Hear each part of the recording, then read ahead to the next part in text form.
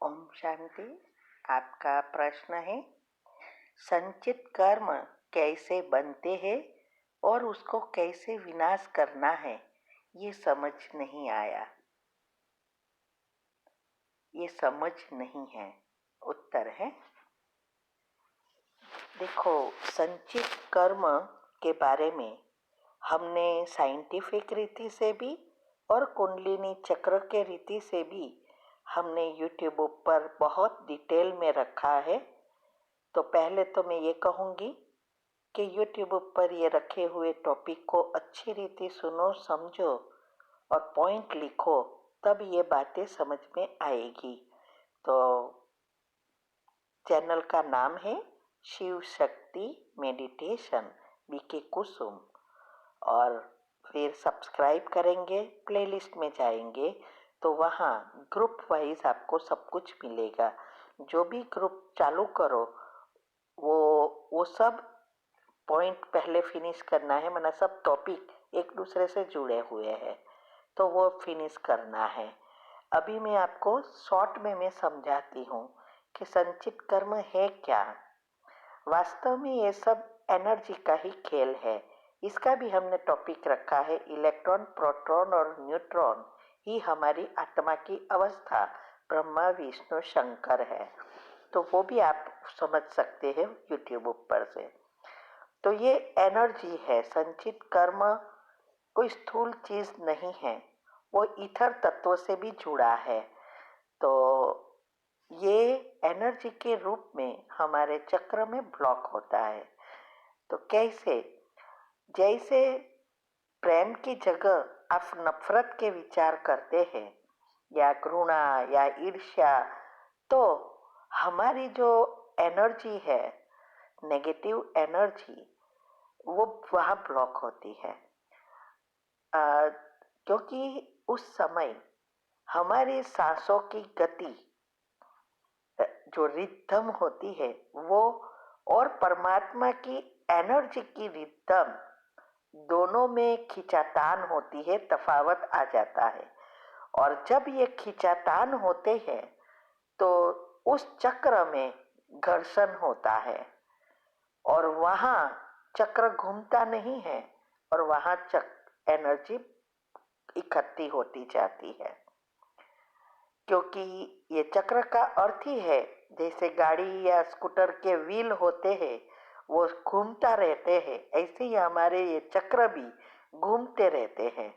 और परमात्मा की एनर्जी आने का स्थान जो सुषुम्ना नाड़ी है, जब ये अच्छी रीति खुली है तो सब चक्र एक्टिव होते हैं। लेकिन धीरे धीरे ये सब ब्लॉक होना शुरू हो जाते हैं।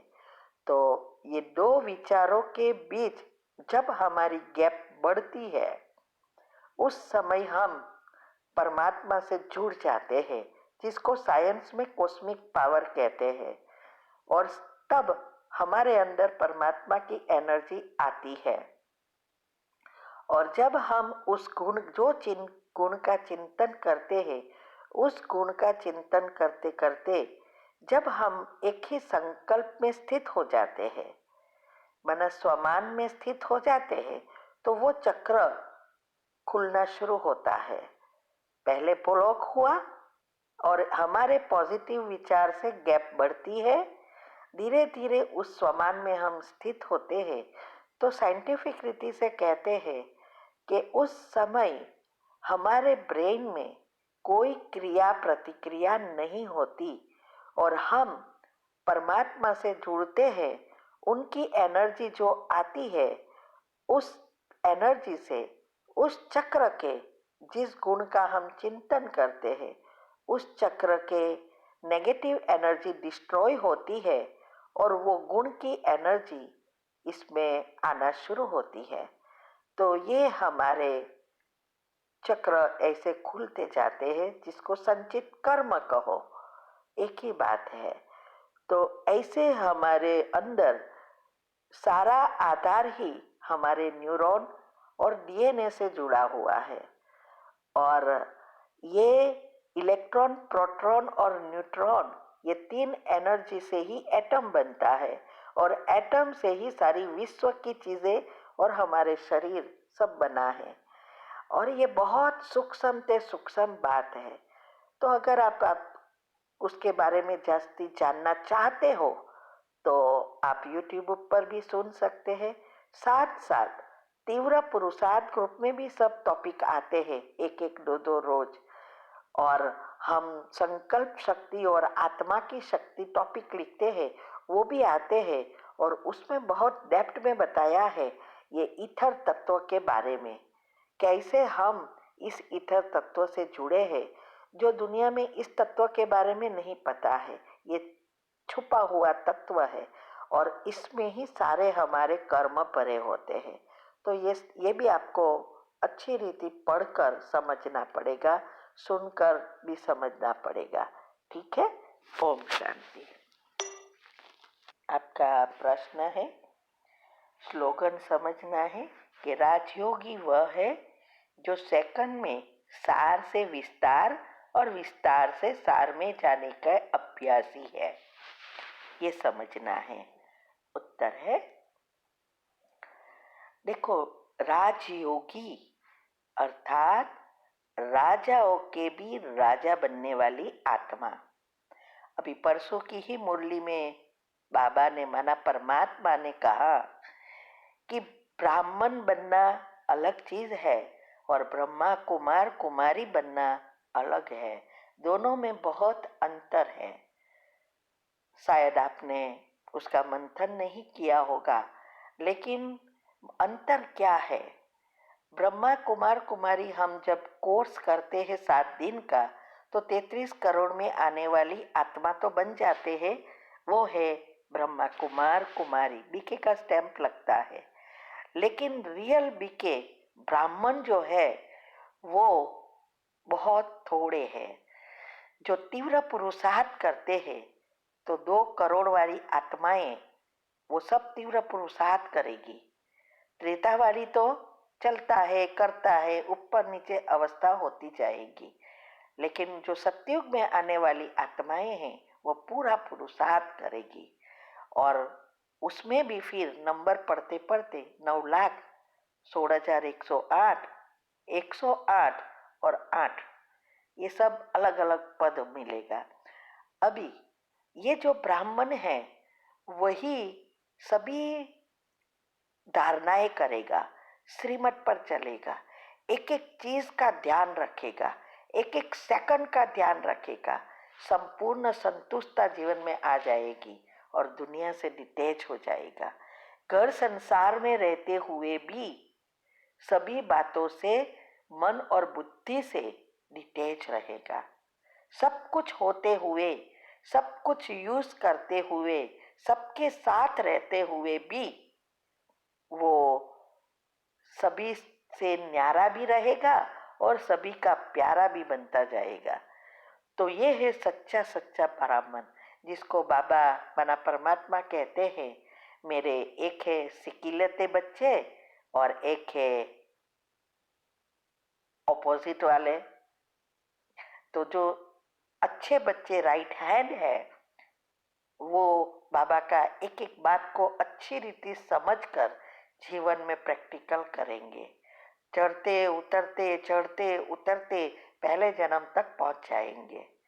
और 33 करोड़ वाली जो ब्रह्मा कुमार कुमारियां है वो ज्ञान में तो चलेंगे, मुरली सुनेंगे, योग करने का प्रयत्न, लेकिन ऊपर नीचे होते रहेंगे। किया तो भी क्या, नहीं किया तो भी क्या, भक्ति जैसा करके छोड़ देंगे, क्योंकि ज्ञान स्वरूप नहीं बनते हैं, ज्ञान समझ में नहीं आता है। इसीलिए कर्म भी जो साथ में जुड़े हैं तो अवस्था ऊपर नीचे होगी। इसीलिए पक्का राजयोगी बनना मना सतयुग में आना और उसमें भी पहले जन्म में आना। क्योंकि परमात्मा जो कुछ धारणाएं, जो कुछ चीजें बताते हैं वो उसके लिए ही है कि आप सब पहले जन्म में आओ। उनको भी पता है सब नहीं आने वाले, फिर भी कहते हैं कि ये करो। तो विस्तार में जाना माना बिंदी स्वरूप में टिकना, और जब काम होवे तो कर्मेंद्रियों को विस्तार करना। क्योंकि हम गृहस्थी है। इवन सरेंडर को भी तो काम तो करना पड़ता है ना, सेवा करनी पड़ती है, घर का सेंटर का काम करना पड़ता है, वहाँ जहाँ जाना पड़ता है सबके लिए। तो गृहस्थ में रहते हुए हमें सब कुछ करते हुए आत्मिक स्मृति बनानी है। तो जब हमारे कर्मेंद्रियों को यूज करनी है तो हम आत्मिक स्मृति में से, सार में से विस्तार में जाकर वो कर्म कर लेंगे, लेकिन आत्मिक स्मृति में रहकर करेंगे।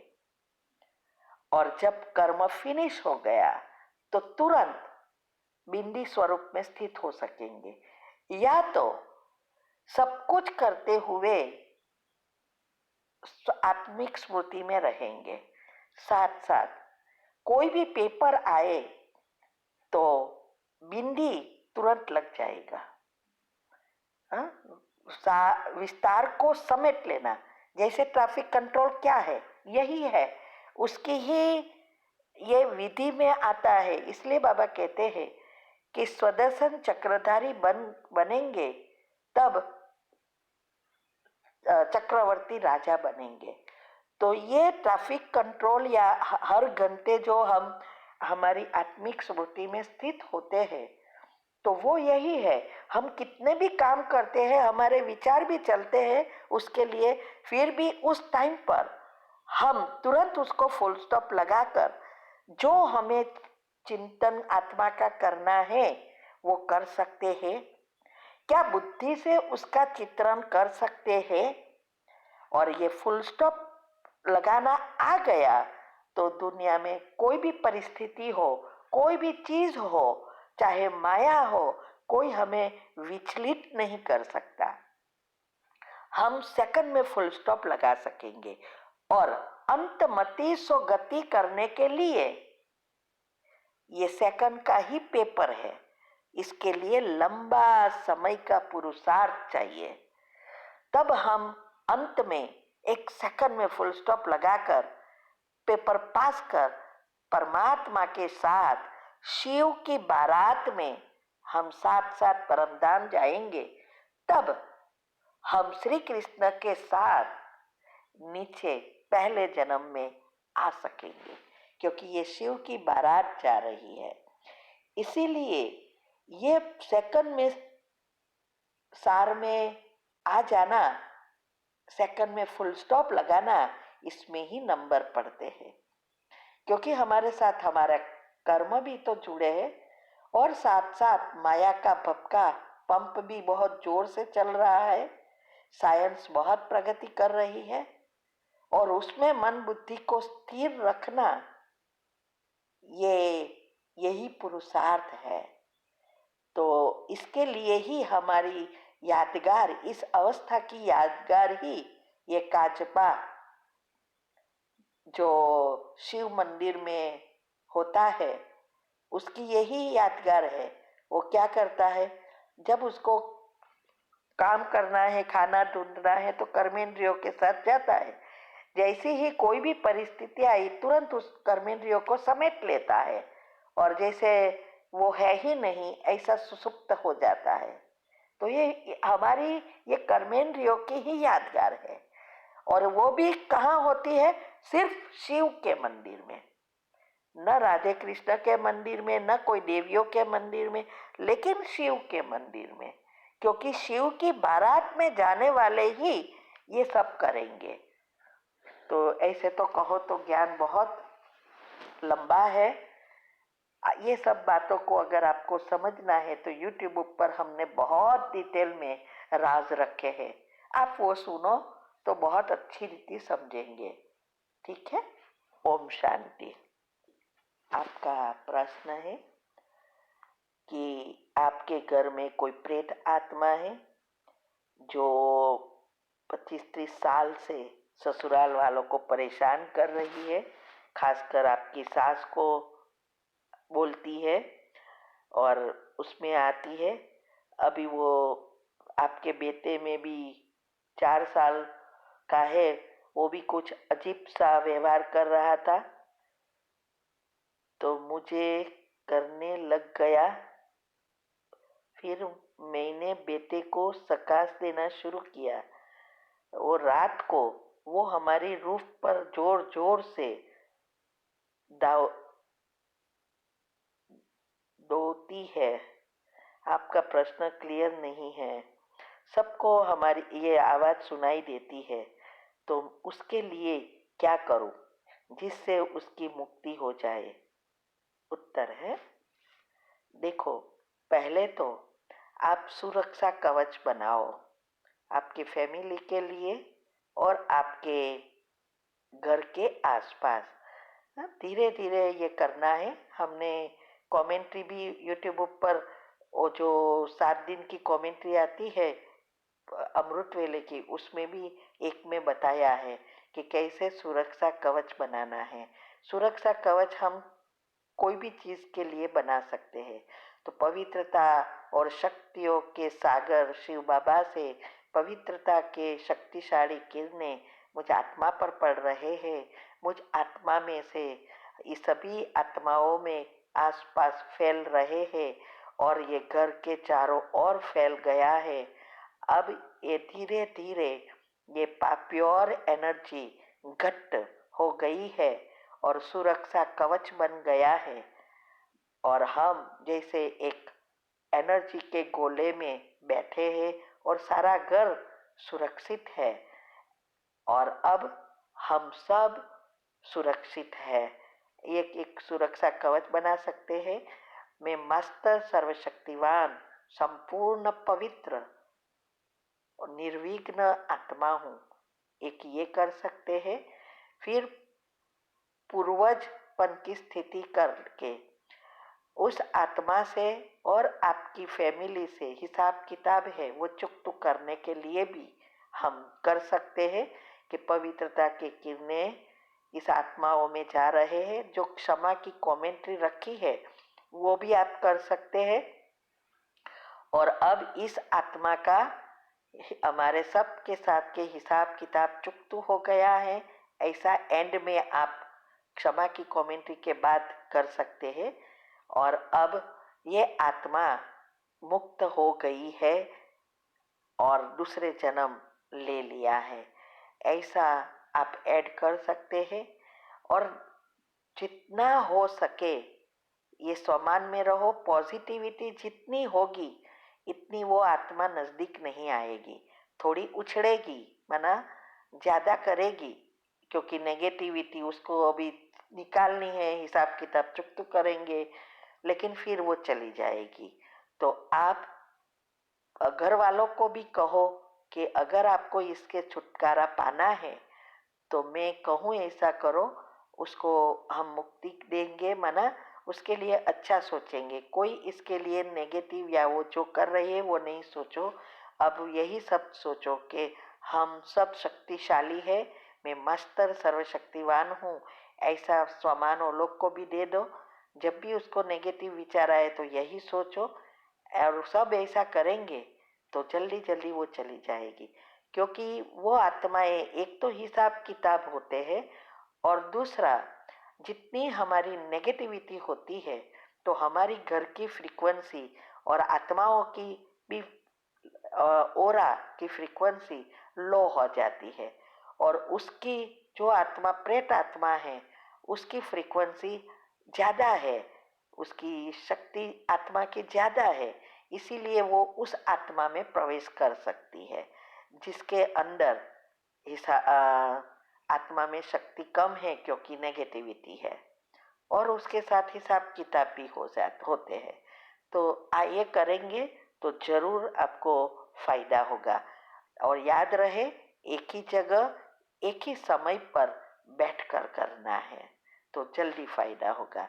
सबकॉन्शियस माइंड के 10 नियम रखे हैं, वो अच्छी रीति फॉलो करो तो इससे भी जल्दी फायदा होगा। और अगर आपको फायदा होवे तो अनुभव जरूर लिखना। ओम शांति।